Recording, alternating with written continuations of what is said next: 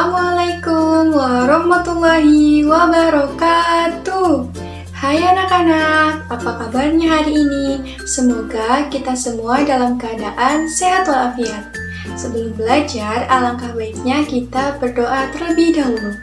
Bismillahirrahmanirrahim. Raditu billahi rabba wa bil islami dina wa bi muhammadin nabiyya wa rasula. Rabbi zidni ilma warzuqni fahma. Nah anak-anak, pada pertemuan kali ini kita akan belajar tentang ayo berwudu dengan benar. Setelah menonton video ini, diharapkan anak-anak sekalian mampu yang pertama mengetahui pengertian wudhu dan ketentuan wudhu, yang kedua mempraktikkan tata cara wudhu, yang ketiga mengetahui apa saja hikmah berwudhu. Nah, untuk lebih lengkapnya, simak penjelasan berikut ini. Sebelum masuk ke materi, kalian amati dengan cermat gambar berikut ini. Adakah dari kalian yang sudah bisa berwudu? Nah, sekarang kita akan belajar tentang wudu. Wudu adalah menyucikan segala badan tertentu dengan air untuk menghilangkan hadas kecil. Hadas kecil contohnya adalah buang angin, buang air kecil, buang air besar, dan hilang akal. Berwudu wajib dilakukan sebelum mengerjakan sholat. Berwudu harus dilakukan dengan tertib dan benar sesuai dengan yang dicontohkan Nabi Muhammad SAW.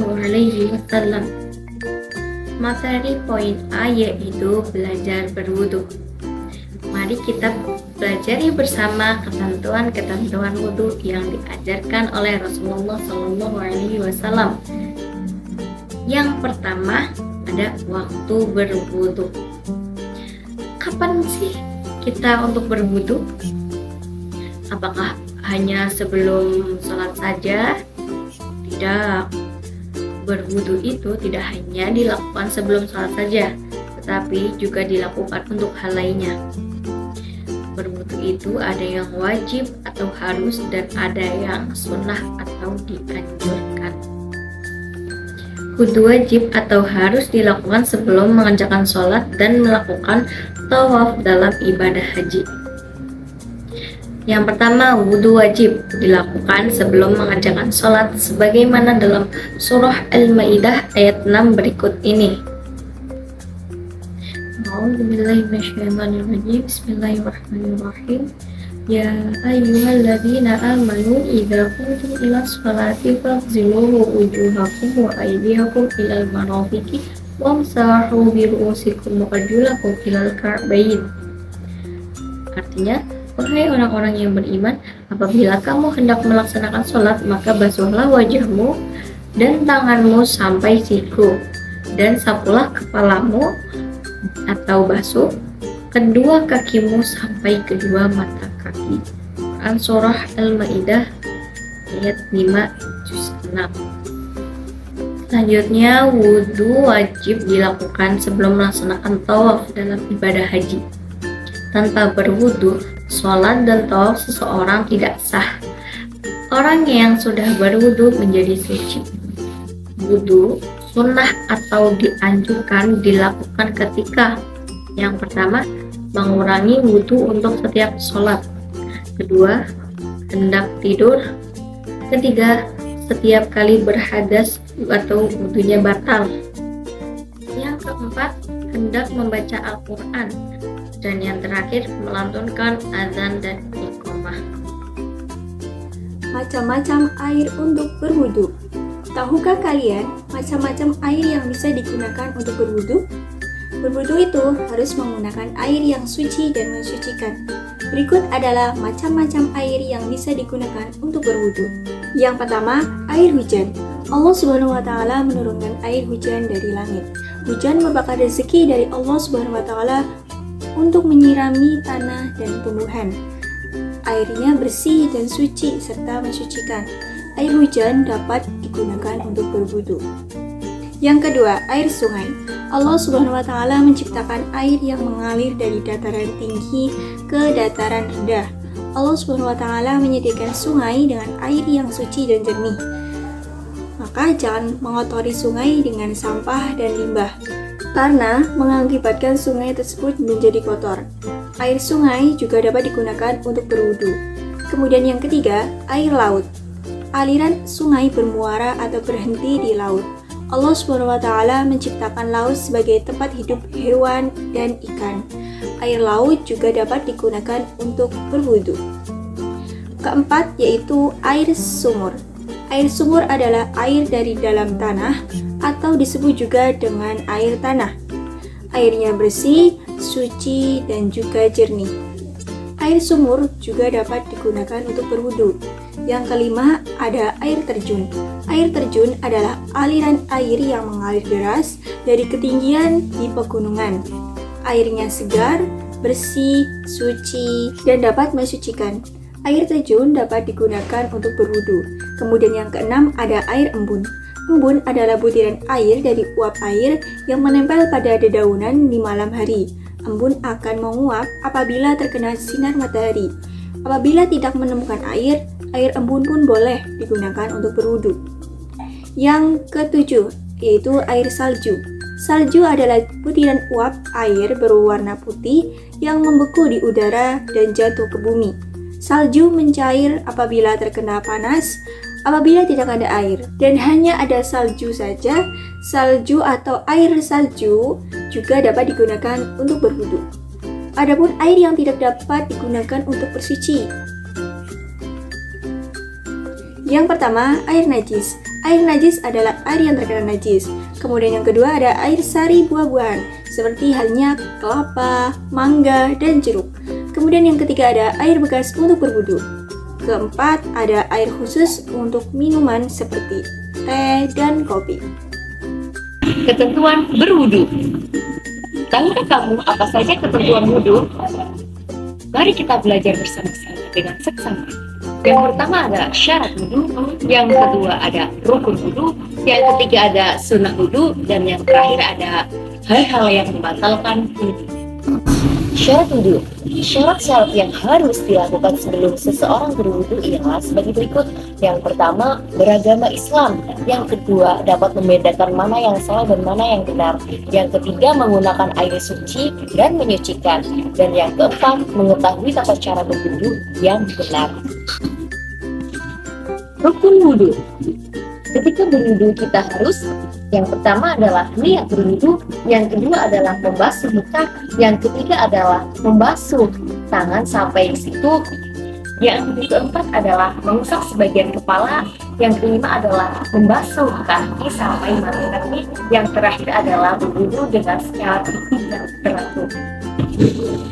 Sunnah wudu. Sunnah dalam berwudu adalah sebagai berikut. Yang pertama, baca basmalah, yang kedua berkumur, yang ketiga membersihkan lubang hidung, yang keempat mengusap seluruh bagian kepala, yang kelima mengusap kedua tangan, yang keenam adalah membasuh atau mengusap anggota badan sebanyak 3 kali. Yang ketujuh adalah mendahulukan anggota badan yang sebelah kanan, yang kedelapan adalah posisi saat berwudu menghadap kiblat. Kesembilan, membersihkan selai jari tangan dan jari kaki saat basuh, dan yang terakhir membaca doa setelah berwudu. Hal-hal yang membatalkan wudu.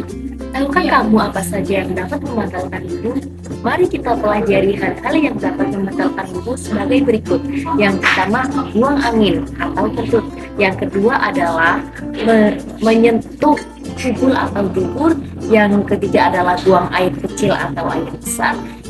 Yang keempat adalah tidur berbaring dalam keadaan pingsan, mabuk, atau gila. Dan yang terakhir adalah bersentuhan antara laki-laki dan perempuan yang bukan mahramnya.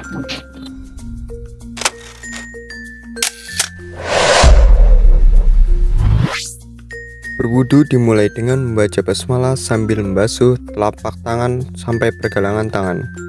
Lalu yang kedua, berkumur 3 kali untuk membersihkan mulut, dilanjutkan dengan membersihkan lubang hidung atau istinsyaq dan istinsyar.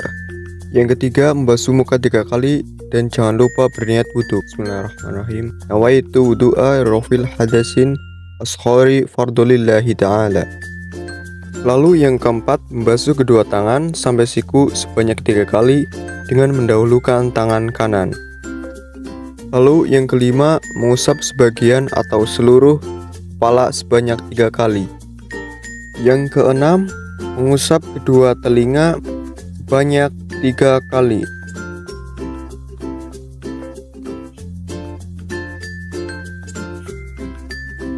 Lalu yang ketujuh, membasuh kedua kaki hingga mata kaki, dimulai dari kaki kanan terlebih dahulu.